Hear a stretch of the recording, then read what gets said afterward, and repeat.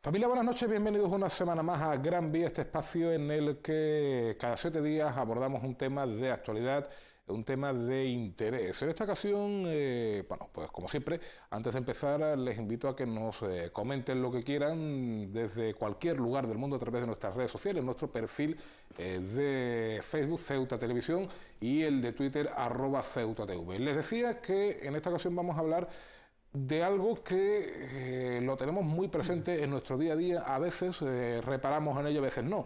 Verán, el pasado martes el presidente de la ciudad, Juan Vivas, se reunía con miembros del CERMI.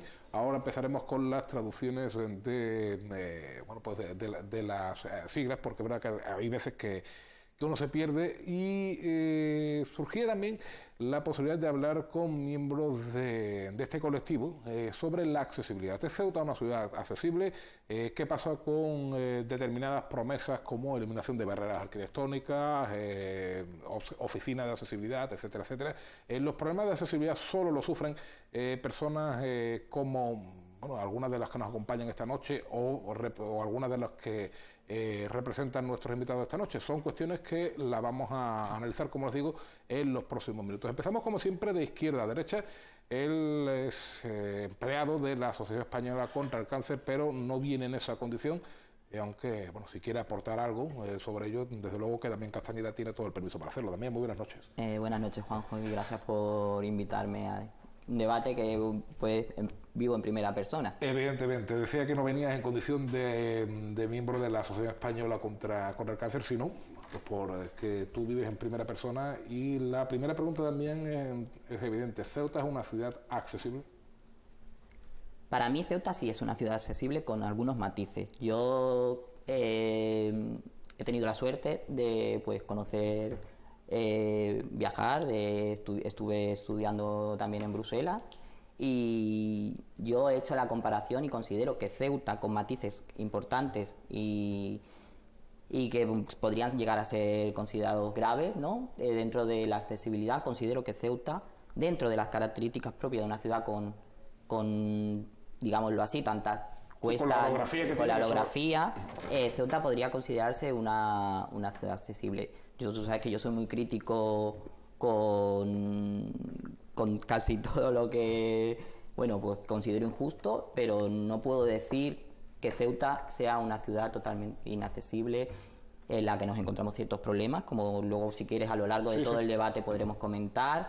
Yo te hablo de las barreras físicas, luego también podemos encontrar, hay otras discapacidades de personas pues con problemas sensoriales, otro tipo de dificultades, y que a lo mejor pues compañeros lo podrán debatir mejor. Yo considero que para mi tipo de discapacidad, yo me muevo en una silla de ruedas autónoma y considero que Ceuta podría considerarse una de las ciudades, una ciudad accesible. Decíamos antes que íbamos a traducir una serie de siglas. Ahora les voy a contar por qué. Es curiosa esta historia. Los cambios de nombre de esta entidad se ve también en los cambios de sensibilización de la sociedad. Año 1978 se funda en Ceuta la Asociación Pro Subnormales, APROS, así se llamaba. Bueno, pues aquella idea magnífica que tuvieron Antonio Galetti y compañía de procurar que aquellos chicos que, por ejemplo, tuvieran síndrome de Down o algún tipo de discapacidad, no solo fueran destinatarios de la caridad, sino que también pudieran labrarse un futuro por sí mismos. El término subnormal, pues evidentemente se ha ido devaluando con el paso de los años, porque se fue convirtiendo en insulto. De ahí evolucionó a FEAPS y últimamente se llama Plena Inclusión, y a su portavoz responsable de prensa lo tenemos aquí sentado. Juan Miguel Almuña, buenas noches. Buenas noches, Juanjo. Muchas gracias por invitarnos para aportar nuestra visión. Muchas gracias a vosotros por recibirlo. Decía Juanmi, bueno, pues desde APROS hasta la actual Plena Inclusión, evidentemente han pasado 40 años. Para eso ve también, contando la historia de estas siglas, cómo ha evolucionado la sociedad y también la sensibilización hacia colectivos como los que atendéis ahí en Plena Inclusión, ¿verdad? Pues la verdad que está evolucionando bastante bien. La gente ya está comprendiendo que una persona con discapacidad puede desarrollar su proyecto de vida plenamente, puede participar en una sociedad con los derechos como cualquier otra persona. Y bueno, que una persona con discapacidad tiene algunas limitaciones, requiere de unos apoyos específicos, pero puede llevar una vida totalmente normal, puede trabajar, puede estudiar, puede hacer muchísimas cosas. Eso antes parecía, no sé, parecía algo verídico, ¿no? Y ahora pues se está viendo que es una realidad.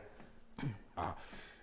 Cuando hablamos de barreras arquitectónicas, no solo a las físicas, a las más evidentes como ese CDM, sino también a otra serie de barreras que quizás muchas veces no tengamos tan en cuenta, pero que igualmente merecen nuestra atención. Las barreras sensoriales, las barreras, bueno, pues para personas con visión reducida o ceguera total, y también para las personas con, bueno, pues con distintos grados de pérdida auditiva.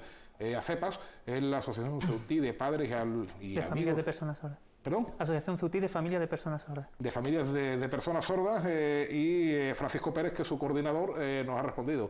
Don Francisco, buenas noches. Hola, buenas noches, gracias por la invitación. Gracias a vosotros. Desde el punto de vista del colectivo al que representas, de ACEPAS, del colectivo de personas sordas, ¿Ceuta es una ciudad accesible o...? En los últimos años se está dando un paso importante, se nota. Hasta hace poco ver una intérprete de lengua de signos en cualquier acto era ¿qué haces ahí? ¿Qué haces examinando las manos? Es que ahora la gente cada vez más consciente ya no lo ve como algo extraño. Y desde el punto de vista de los usuarios que utilizan prótesis auditiva, lo mismo. Hasta hace unos meses no ha estado instalado el bucle magnético en el salón de actos del ayuntamiento y en el auditorio del Rebellín. Es algo que hemos conseguido hace poco. Que se instale. ¿Qué es un bucle magnético? Es un dispositivo que lo que hace es que cuando los usuarios que utilizan cualquier tipo de prótesis, tanto audífono como implante coclear, se les acopla al entrar y, claro, lo que hace es eliminar el ruido y que le llegue el sonido con más claridad, con más nitidez.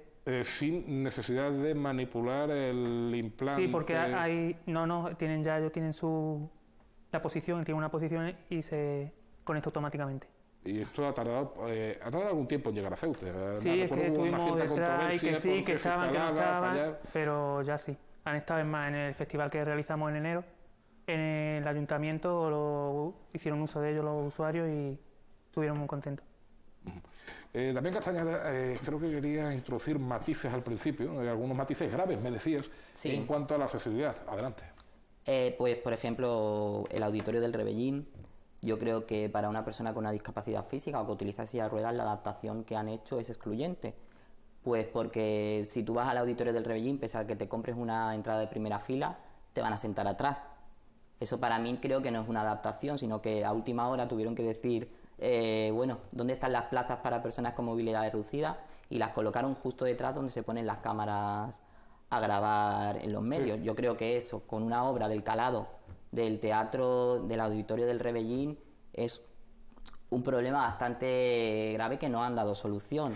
Tendrían que haber buscado alguna alternativa de que, por lo menos, si yo voy con mi pareja o voy con alguien al teatro, no me tenga que sentar solo atrás y mi pareja en el asiento asignado. Creo que eso es bastante grave dentro del auditorio. Luego, yo creo que la ordenanza municipal, en materia de accesibilidad, sobre todo en comercios privados, no se cumple, porque este año con la campaña Compra en Ceuta, yo estuve intentando acceder a algunos comercios del centro y casi todos tienen un escalón en la entrada. Creo que eso es muy fácil de solventar. Creo que los técnicos del ayuntamiento, a la hora de dar licencias de apertura, y yo entiendo que los comerciantes tienen que vender, pero creo que arreglar un escalón es algo no muy caro y bastante sencillo. No estamos hablando de grandes obras, de colocación de baños ni de ascensores. Estamos hablando de arreglar un escalón para que toda la persona, por su propia autonomía, pueda entrar dentro de lo que es el comercio privado también, porque tenemos derecho a entrar a las tiendas por nuestra propia mano y yo creo que si te das un paseo por el Paseo del Rebellín, verás unos cuantos, incluso franquicias importantes que tienen todavía escalones en la entrada que pueden solucionar, y si se aplicase el reglamento muy bueno que tenemos, seguramente estaría todo mejor adaptado. Luego, pues, te puedo comentar acceso a veces, a mí me ha pasado acceso a administraciones públicas, como el caso de Envicesa, que está en el Ceuta Center. He tenido muchas veces muchas dificultades para poder acceder porque el mantenimiento de los ascensores del Ceuta Center son un desastre, por lo que si ya falla el ascensor del Ceuta Center, allí hay unas cuantas administraciones que no podríamos acceder. Sí, de hecho el año pasado quiero recordar que hubo alguna central sindical, algún partido político que se quejaba precisamente de esto, ¿no? De que se había estropeado uno de los dos ascensores, habían tenido que dejar inutilizado uno, no me acuerdo por qué problema técnico era, y claro, a personas como tú, por ejemplo, mencionaban a la empresa municipal de la vivienda, les resultaba no difícil, sino directamente imposible acceder. Imposible acceder. Y ahora viniendo para acá me he fijado en una cosa, que así aprovecho y lo digo, en la rampa que han hecho en la Gran Vía, porque otro de los problemas que suele haber con el tema de la discapacidad física es cuando hacen una obra, no piensan en que por allí tiene que seguir pasando gente con sillas de ruedas o con muletas, han hecho una rampa que no sé dónde han sacado el molde, pero está demasiado inclinada y torcida además, entonces creo que es muy sencillo hacer una rampa un poquito más larga, que tenga el ángulo que la ley les obliga a tener para que sea verdaderamente accesible, porque una rampa con una inclinación muy alta no es accesible aunque sea una rampa. Y entonces pues creo que también ahí en el tema de obras no cumplen muy bien el tema del reglamento. Pero esos serían casos que yo te cuento pero podría haber muchos más. Sí, quizás lo más, no sé si estaremos todos de acuerdo, lo más entre comillas sonrojante, todo se puede mejorar, ¿no? Sea precisamente las administraciones públicas, ¿no? Correcto, bueno, yo te puedo hablar de barreras sensoriales, te puedo hablar de, bueno, en materia de accesibilidad cognitiva, evidentemente pues queda... ¿Qué es la accesibilidad cognitiva? Vamos a empezar por definirlo. La accesibilidad cognitiva es que personas con discapacidad intelectual, personas que tienen visibilidad reducida o incluso extranjeros, ¿no?, puedan comprender pues la comunicación que se expone en cualquier lugar, ¿no?, en cualquier edificio público, en cualquier plaza, en cualquier calle. En este sentido, como te decía, nosotros iniciamos una colocación de pictogramas. Los pictogramas son elementos aumentativos de comunicación, como te decía antes, para facilitar la comprensión a estas personas, a ese colectivo, y lo iniciamos en el Hospital Universitario. Y hace poco pues nos incluimos en el proyecto que puso en marcha la Oficina de Accesibilidad de la Ciudad Autónoma con la Asociación Autismo, proyecto CEUTEA. Y bueno, se han elegido 30 espacios públicos para poner estos pictogramas.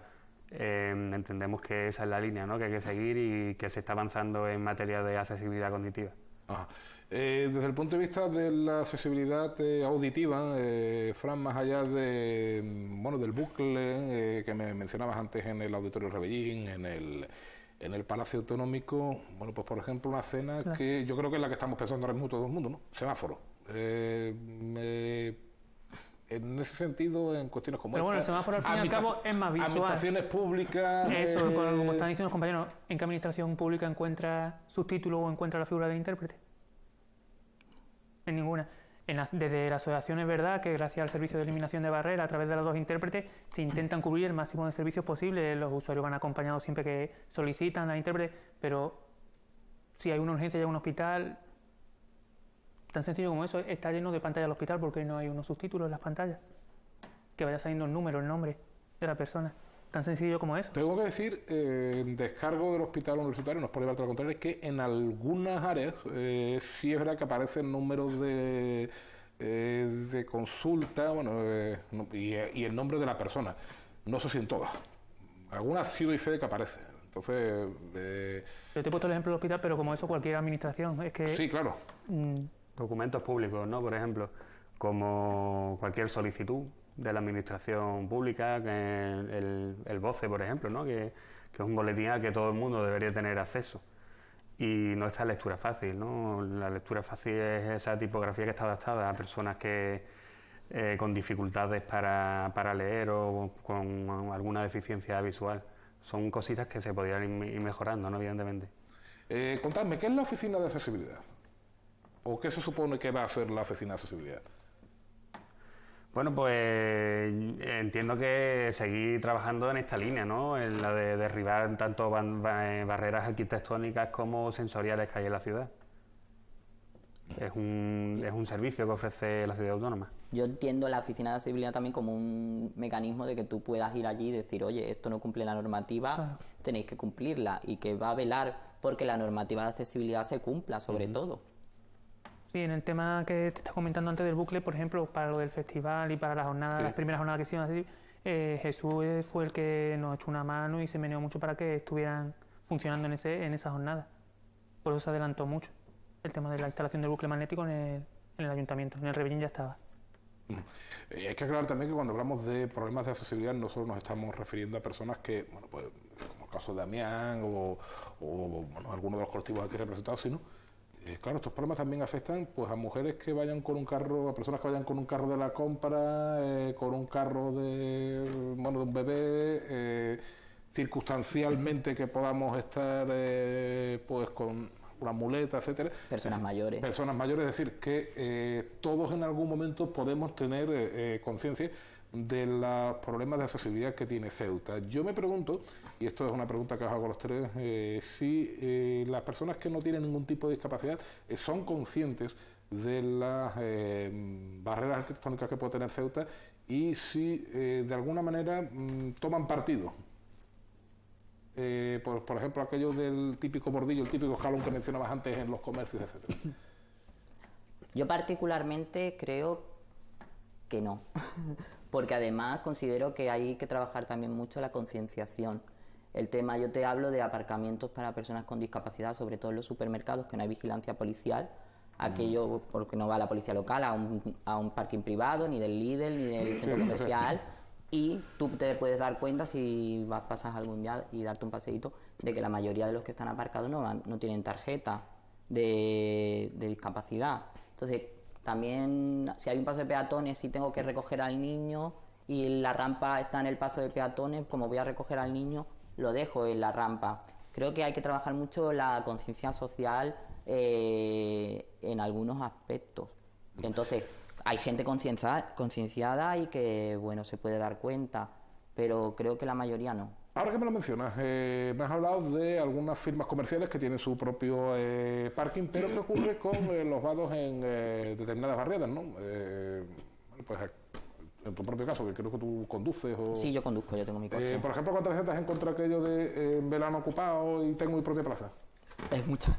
La verdad, me lo he encontrado muchas veces, de hecho, pero gente que lo deja y no son 5 minutos, sino que se van a comer a lo mejor y llamas a la grúa y se llevan su coche. Y me lo he encontrado muchas veces, la verdad. Tengo mi propio vado para mi coche y me he encontrado que se ha ocupado muchas veces, sí. Oye, ¿la flota de taxis?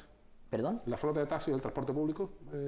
Yo es que ahora desde que tengo coche no utilizo mucho el transporte público. Sí que antes utilizaba mucho el autobús, que vivía en el polígono, y es verdad que el autobús, no sé cómo estará ahora, pero el mantenimiento de las rampas era en su momento bastante nefasto y muchas veces salía a la rampa, no se metía para adentro o no, directamente te decían que no funcionaba, te tenía que ayudar a alguien a subir y era bastante en ese momento catastrófico.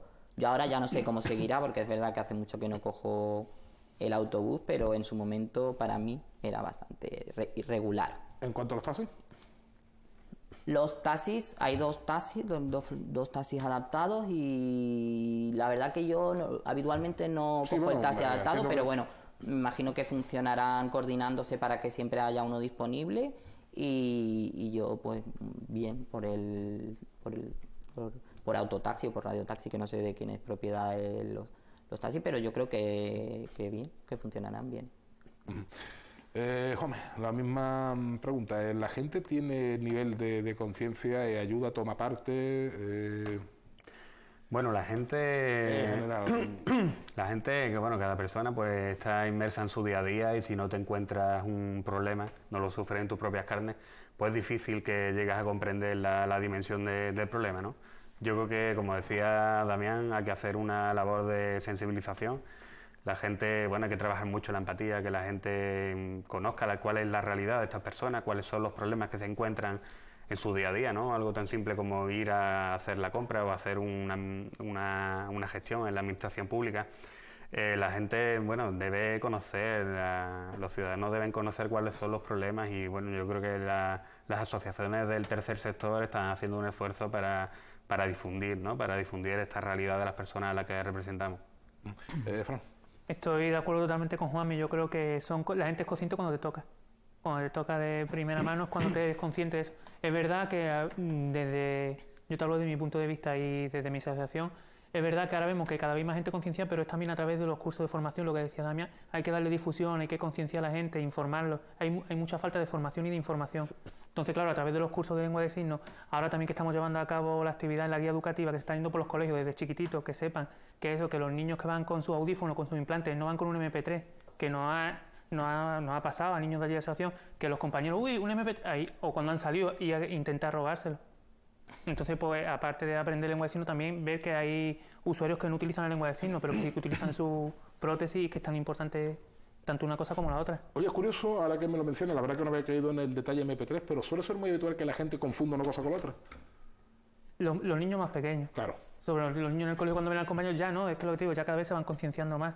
Y por eso llevamos también a cabo esta actividad, para explicarle la diferencia entre una cosa, entre la otra, que aprendan la lengua de signos, un pequeño taller, lo que estamos llevando a cabo ahora. Pero sí es verdad que los niños de primero, son chicos, es que de la primera edad de que van con sus prótesis a los centros.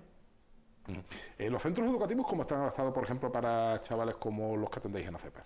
Vale, nosotros, el centro de preferencia es Juan Carlos, pero nosotros ahora mismo hay usuarios en los distintos colegios. La verdad que cuentan con profesionales y hacen sus adaptaciones y la verdad que están totalmente integrados. Y en cuanto a las necesidades de ellos... Sí, de momento te digo, es la respuesta que le están dando los centros. Además, nosotros estamos en coordinación con cada uno de los centros y cualquier duda, cualquier consulta, tanto de ellos como de nosotros, estamos en contacto. ¿A cuánta gente atendéis más o menos en ACEPAS? Pues actualmente tenemos unos 51 usuarios. Hay 26 familias con niños sordos y 25 adultos. Vosotros que tenéis directamente un colegio allí, podemos decirlo, ¿no? No es un colegio, ¿no? De un modo muy gráfico. Ahora vamos a entrar en detalle, por supuesto. Sí. Adelante. Nosotros lo que ofrecemos es un centro, ¿no? Donde tenemos un centro para adultos, donde ofrecemos distintos servicios, ¿no? Como centro de día, centro ocupacional, un servicio de integración laboral. Tenemos también un centro especial de empleo, que es el Servicio de Mantenimiento Plena Inclusión Ceuta, donde trabajan personas con discapacidad intelectual. Y bueno, contamos con numerosos proyectos y todos van encaminados a seguir trabajando para que todas las personas con discapacidad intelectual tengan los apoyos necesarios para poder desarrollar su proyecto de vida, ellos y sus familias, ¿no? Porque las familias, muchas veces nos olvidamos de las familias, pero se encargan, ¿no?, de la atención de estas personas y muchas veces requiere muchísima dedicación. Y como decía, muchas veces dejan a un lado su propio proyecto de vida, ¿no?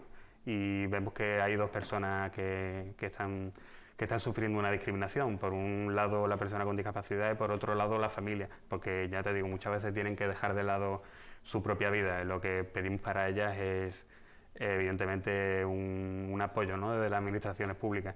Y por lo que también velamos es porque las personas con discapacidad intelectual participen en la sociedad como ciudadanos de pleno derecho, ¿no?, que tengan todos sus derechos reconocidos y puedan disfrutar de ellos, sus derechos y libertades. De ahí el cambio de nombre. Correcto. Plena inclusión, bueno, su nombre lo dice todo, ¿no? Luchamos por eso, porque ellos puedan tomar el timón de su vida, ¿no? Puedan hacer con su vida lo que quieran, que pueden tener una vida autónoma y sean protagonistas de su vida y se puedan incluir en la sociedad. ¿Cuánta gente atendéis más o menos en plena inclusión? Pues alrededor de 120 aproximadamente. ¿120 de edades comprendidas entre? Son todos mayores de edad, desde los 18 tenemos hasta cerca de los 60. Los que están en el servicio de envejecimiento activo. Ajá. Juan Miguel Almuña acaba de mencionar un aspecto que yo quería poner sobre la mesa porque es fundamental para todos, ¿no? El tema del empleo, de esos programas que tenéis vosotros, me has dicho, bueno, pues de personas con discapacidad intelectual que realizan determinadas labores. También, tanto en tu caso como en el caso de ACEPAS, ¿ha sido un problema a la hora de encontrar trabajo? Es decir, ¿notáis que en algún momento os han mirado diciendo, bueno, yo cómo le voy a dar un trabajo a esta criatura? Porque es que hay gente que piensa así, vamos. Hombre, yo creo que dentro de las circunstancias de Ceuta ha sido un privilegiado porque sí. Terminé de estudiar y encontré trabajo, me llamaron de un plan de empleo y decidieron contratarme después del plan de empleo. Pero si no hubiese sido así, creo que hubiese tenido serias dificultades para encontrar empleo. Yo voy a contar una anécdota. Que una vez cuando buscaba empleo, dejé un currículum en la Cámara de Comercio de cuando estaba en el puerto y me llamaron para una entrevista. Claro, años hace, cuando abrieron el Lidl. Claro, me llaman para una entrevista, no me dicen de qué ni nada, pues yo voy a la entrevista y era para trabajar de reponedor en el Lidl. Claro, no habían tenido la... Y claro, el hombre me hizo la entrevista y eso, y después me llamó, pero sí que es verdad que dejando muchos currículos en muchos sitios, el único sitio que me llamaron fue de ahí y porque se equivocaron. O sea, realmente no... Por eso he dicho, he sido un privilegiado, he tenido la suerte de poder trabajar, pero no creo que sea lo habitual en la discapacidad física y mucho menos lo va a ser en la discapacidad sensorial o en la discapacidad intelectual. Y gente que conozco así de mi edad, también con discapacidad física, o trabajan en plan de empleo, trabajan en colaboración social o hacen becas en la universidad, pero no tienen oportunidades de empleo. Fran. Sí, en mi caso es lo que dice Damián, la mayoría tiran del plan de empleo en donde trabajan. Es verdad que actualmente hay un usuario que está trabajando en Carrefour, que ya está fijo, otra que acabó el año pasado contrato y otra muchacha que está trabajando en empresas de limpieza, pero los demás es plan de empleo. Plan de empleo y formación, pero ya se cansan, es que formación. Bueno, partimos de la base de que el empleo ahora mismo es complicado para todo el mundo Sí. en España, no nos vamos a contar los años que nos ha tocado vivir, ¿no? Juanmi, el programa de empleo que desarrolláis vosotros, exactamente en qué campos se desarrolla. Nosotros tenemos un programa que se llama Poison, ¿no? Donde intentamos, digamos, localizar cuáles son las oportunidades que tiene cada persona con discapacidad intelectual y una vez que localizamos esas oportunidades intentamos potenciarlas, ¿no? Potenciarlas para después salir a la comunidad y buscarle un empleo que esté, pues, un empleo personalizado, ¿no? Porque es un programa de empleo personalizado y un empleo que pueda desarrollar, ¿no? Digamos un empleo que esté no diseñado para él, pero sí un empleo que pueda desarrollarlo con total normalidad.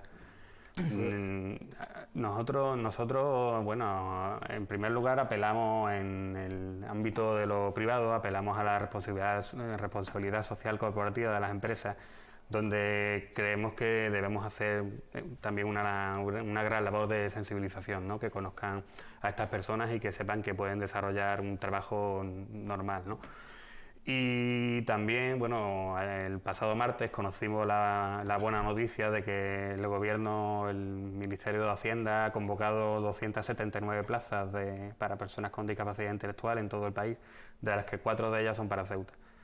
Veníamos reivindicando las últimas semanas que salieran estas plazas que corresponden a convocatorias de 2016 y 2017 y bueno, ya nos hemos encontrado que han salido. Yo creo que el empleo público es muy importante para estas personas porque desde el privado muchas veces no se les ofrece las suficientes oportunidades, ¿no? Que necesitarían para encontrar un empleo.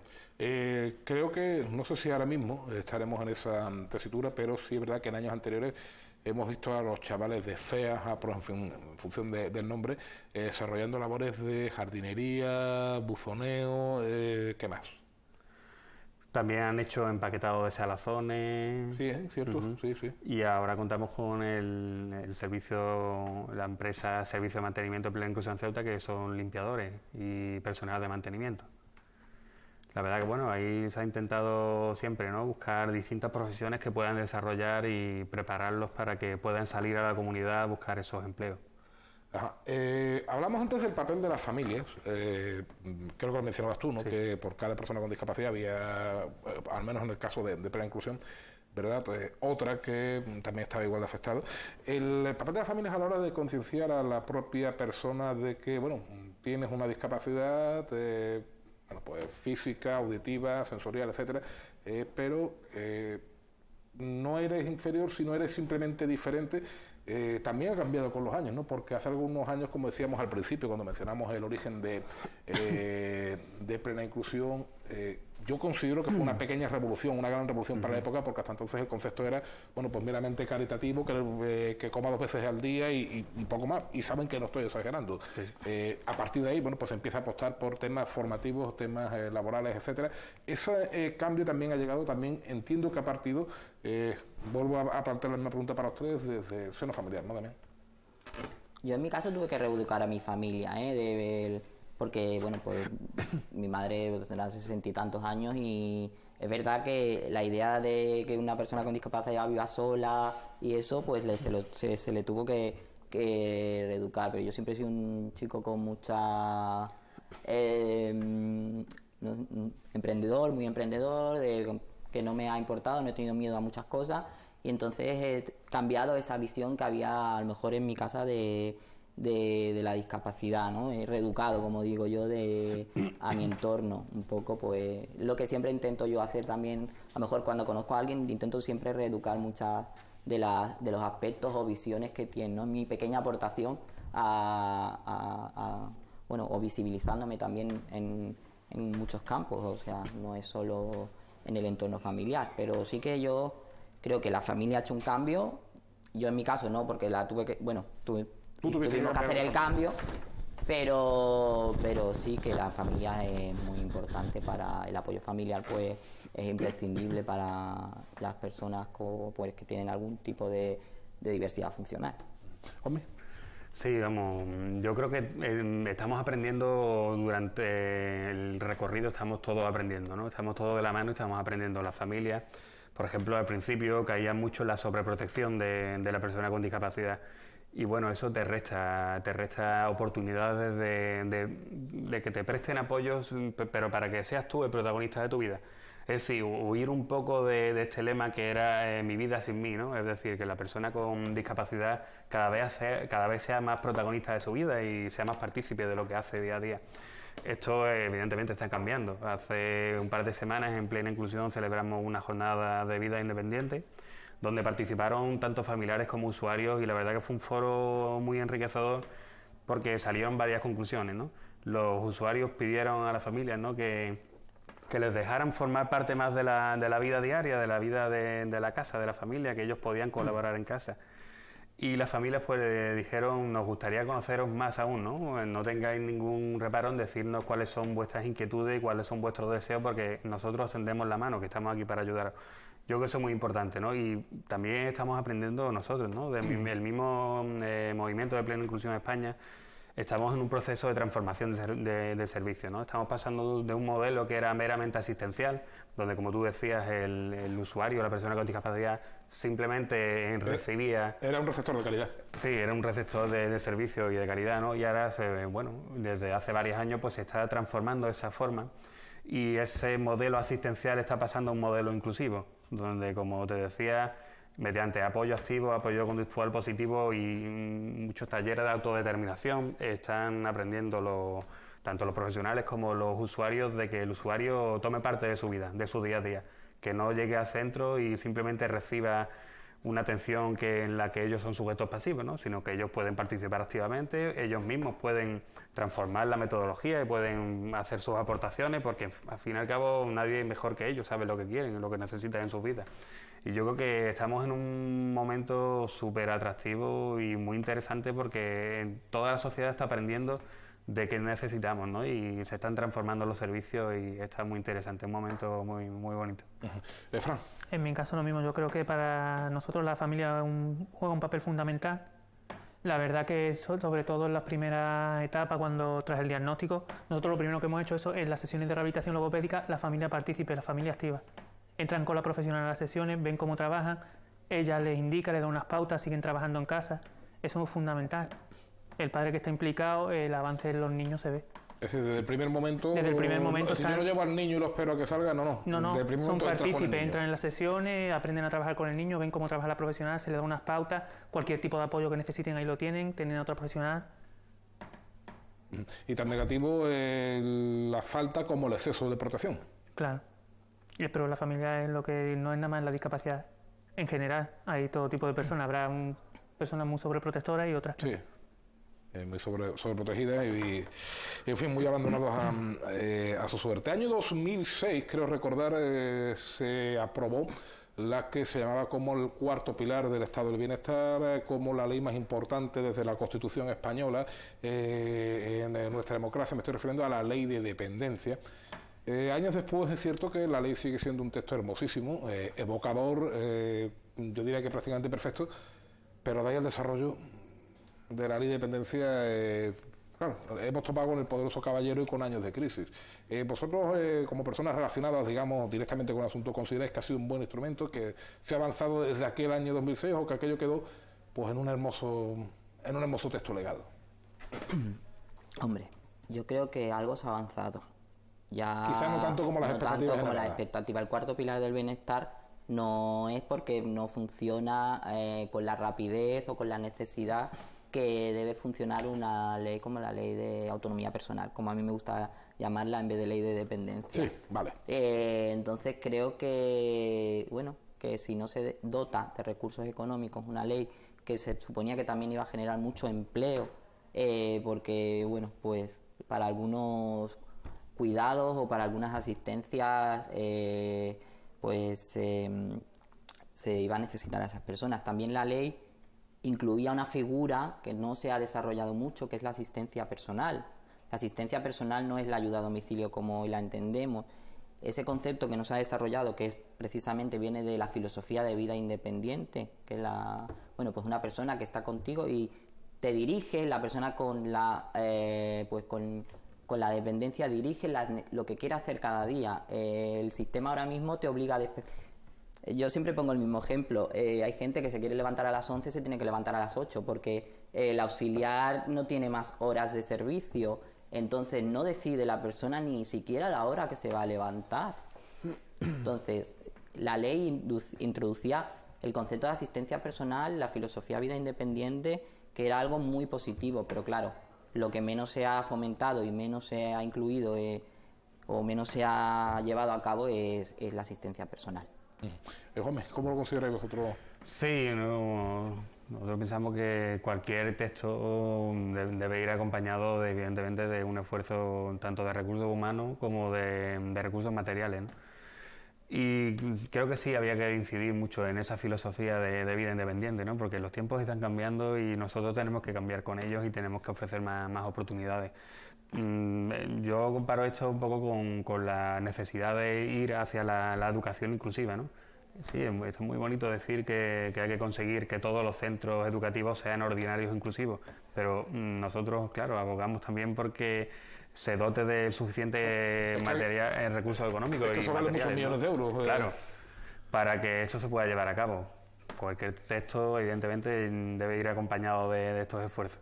Sí, ¿no? Y, bueno, Fran. Sí, no, es que es lo que está diciendo el compañero, yo lo apoyo porque es verdad. Cualquier ley sí es muy bonita, pero lo que dice Damián, si no tiene un respaldo fuerte económico, es la base. ¿Cómo contratas al personal? ¿Cómo fomentas el empleo?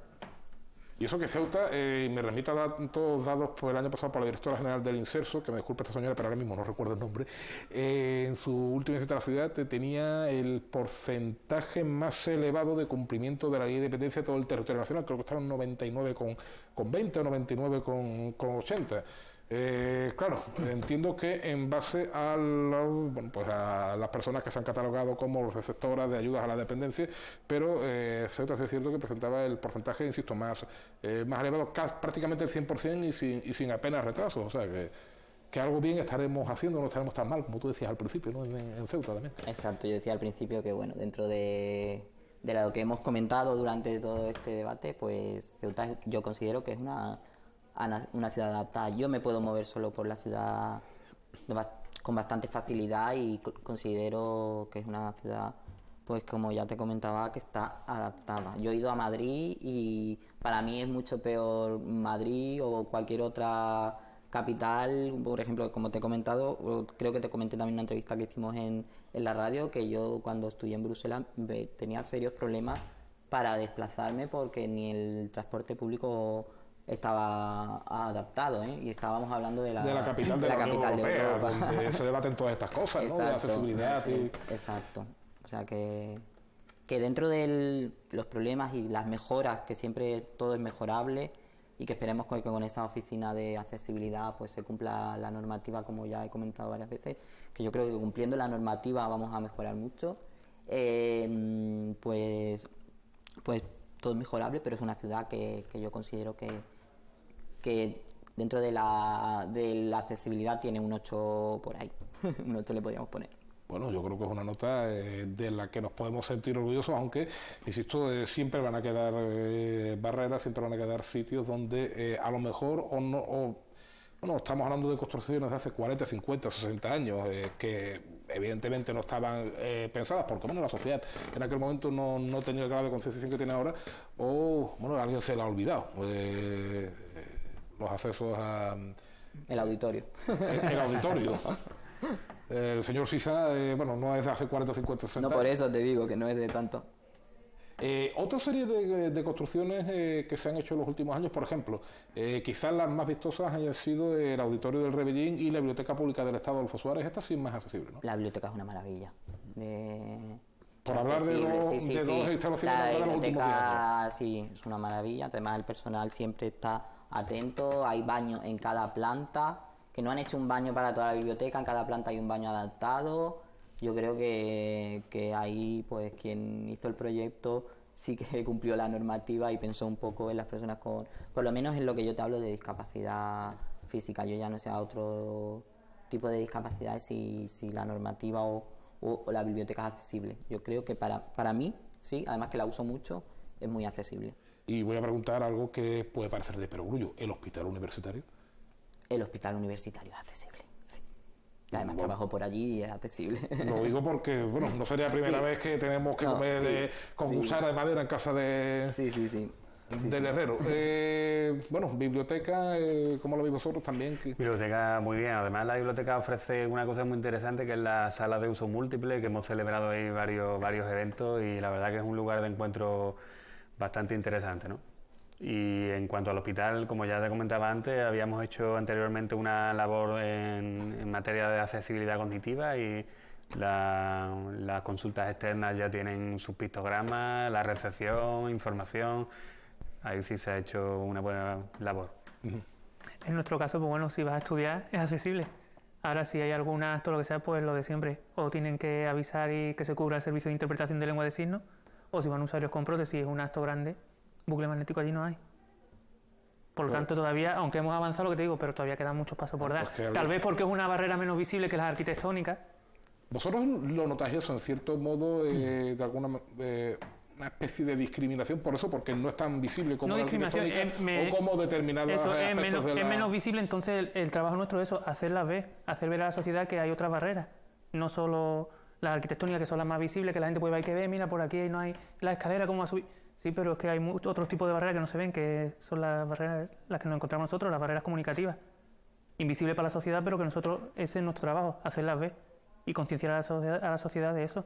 De que hay que luchar y que entre todos se pueden superar, son barreras que se pueden superar fácilmente si la sociedad está concienciada. Perdón, Biblioteca Pública del Estado, lo hemos mencionado, un sitio donde bueno, pues hay que mejorar esa comunicación con personas o con colectivos como los vuestros. El Auditorio del Rebellín, lo hemos mencionado también. ¿Algún sitio más que se nos esté pasando? Bueno, esto se hace con el ánimo más constructivo del mundo, simplemente bueno, pues porque alguien tome nota y corrija esto. Cualquier administración pública, cuando tú vas a cualquier solicitud, a cualquier trámite, por los usuarios que utilizan la lengua de signos, si no van con la intérprete, tú en ninguna administración te encuentras la figura de la intérprete.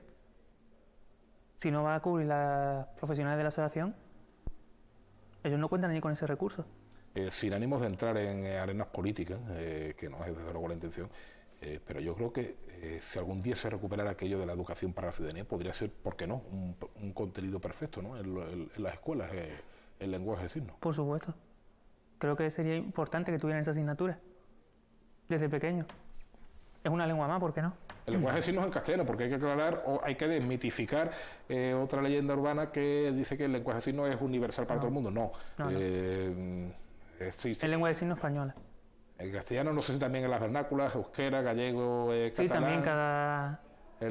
Sí, de comunidad a comunidad, aunque sea la lengua de signos española, pero varía.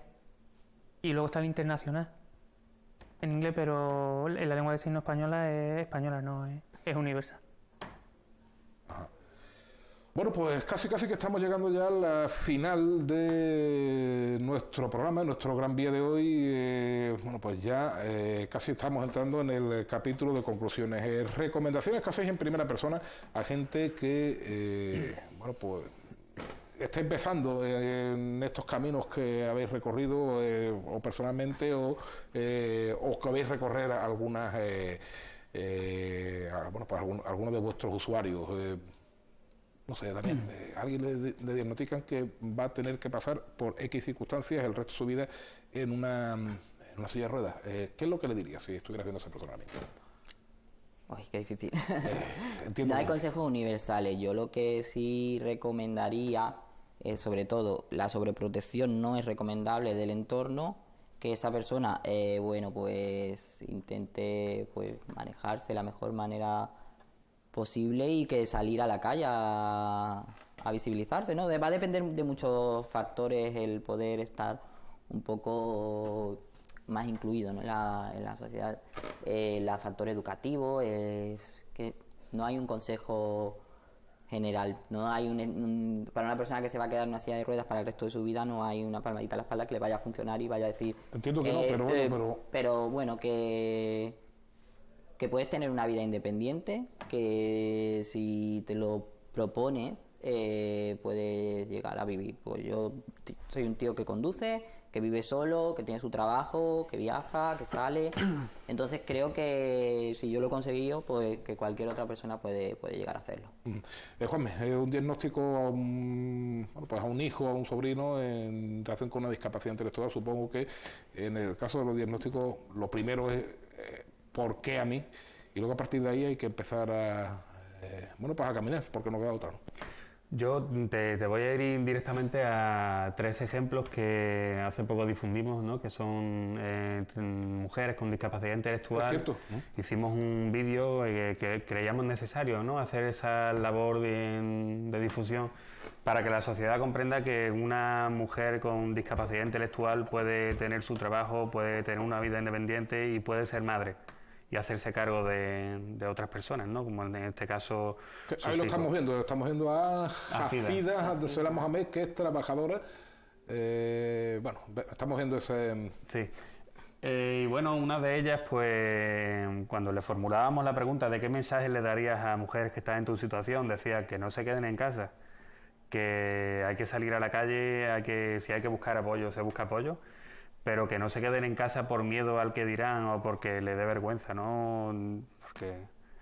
por cierto, ya que mencionas a las mujeres, la semana pasada fue el Día Internacional de la Mujer Trabajadora. ¿En esto también existe la discriminación entre sexos? ¿También es...? Claro. Estas personas sufren una doble discriminación. Por un lado, por discapacidad intelectual, por lo que te decíamos antes, ¿no? Vulneración de derechos y demás, y barreras y demás. Y por otro lado, por ser mujer, ¿no? Y ya te digo, se está trabajando en una labor para que la sociedad vea que es posible que una persona con discapacidad puede llevar una vida plena como cualquier otra persona. Fran, entiendo que el diagnóstico en el caso vuestro, en el caso de la sordera, es quizá algo más tardío, sobre todo en los primeros años, porque bueno, no se sabe si es que siempre lo achacamos a que cada niño tiene su propio ritmo de crecimiento. ¿A partir de qué edad nos tenemos que empezar a preocupar? Y lo mismo, consejos. La verdad que eso, como en todo, el diagnóstico cuanto antes mejor, porque con meses ya podemos empezar a trabajar. Nos llegan niños con 18, 16 meses, con 12 meses, cuanto antes mejor. Consejos, hay que seguir adelante. Ellos van a ser totalmente independientes. La verdad que la mayoría de los adultos son totalmente independientes. No son ellos los que se ven que se encuentran barreras. La sociedad es la que se las pone. Si tú llegas a un comercio y la persona está por la labor de comunicarse contigo y de hacer que tú te sientas tan incluido como otros, no van a tener problemas. Entonces el consejo es a la familia, es verdad que los primeros meses tras el diagnóstico, la fase de duelo la tienen que pasar como cualquier otra discapacidad, pero una vez que eso es trabajar y ver que el desarrollo de ese niño va a ser idéntico al de cualquier otro niño, que no tiene una discapacidad, que tiene una capacidad diferente a la de los demás. Quizás sea un tema o un concepto que debiéramos empezar a acuñar, ¿no? De que la capacidad es diferente. Sí, la diversidad funcional un poco defiende el concepto de diversidad funcional, que es como se pretende, renombrar a la discapacidad. Habla de eso, un poco de las personas con capacidades diversas, diferentes. Yo siempre digo, dentro de la lucha por la igualdad, la discapacidad es la que está en el escalón más bajo, ¿no? Porque nadie sabe lo que es el capacitismo. El capacitismo sería el equivalente al racismo en la discapacidad, pero eso es un término que se desconoce. Igual que todo el mundo conoce machismo, racismo, pero capacitismo, ¿te sonaba? Es infravalorar a la persona por Claro, el hecho es de... la discriminación por el hecho de una capacidad. Entonces, creo que bueno, hablar de capacidades diferentes siempre va a ser positivo, que bueno, pues igual que cuando antes hablabas de la ley de dependencia, siempre es mejor decir la ley de autonomía personal, porque habla en positivo de... Sí, bueno, yo la ley de dependencia No, sí, es no, porque en general es así. No recuerdo, saben ustedes que los términos legales muchas veces hablamos de la ley del aborto, Sí. y hablamos de la ley de la interrupción del embarazo, la ley de autonomía personal, se le quedó, la economía del lenguaje, ¿no? Sí, La exacto. bautizó como Sí. la ley de dependencia, pero es cierto que quizá deberíamos hablar más de ley de autonomía personal por darles ese matiz positivo, porque con esto como con todo, ¿no? Lo relacionado con este mundo de la discapacidad. Tú que también has trabajado muchos años en los medios de comunicación, no sé si estás de acuerdo conmigo. Totalmente. Yo creo que los medios de comunicación estáis haciendo una labor importantísima, ¿no? A la hora de hablar correctamente y de sacarle esos matices positivos a cualquier concepto. Yo creo que hacéis una labor básica, ¿no? Soy el altavoz de las personas a las que representamos. El problema es que muchas veces no sé si yo me refiero mañana a la ley de autonomía personal, si nuestros espectadores sabrán de lo que estamos hablando o ya han interiorizado demasiado el término ley de dependencia. Ya han interiorizado de manera, Sí. seguramente. Lo que Pero pasa bueno, es que haciendo pedagogía siempre se Claro, puede hay cambiar. que reeducar. A lo mejor te va a llevar un poquito más de tiempo, ¿no? Decir el término como sería lo más correcto y después explicarlo, ¿no? Pero que sí, creo que sí, que hay que hacer, muchas veces hay que hacer un esfuerzo, ¿no? En cuanto a terminología para hablar un poquito también y concienciar con los términos los que hablamos, ¿no? Bueno, pues nos queda poco tiempo, creo que ya es justo y necesario para darle las gracias por haber estado aquí a nuestros tres invitados. Muy buenas noches y hasta la próxima ocasión. Y por supuesto, darle las gracias a todos ustedes, esperando que todos hayamos aprendido algo más en estos últimos minutos. Dentro de una semana volvemos, como siempre, sean felices.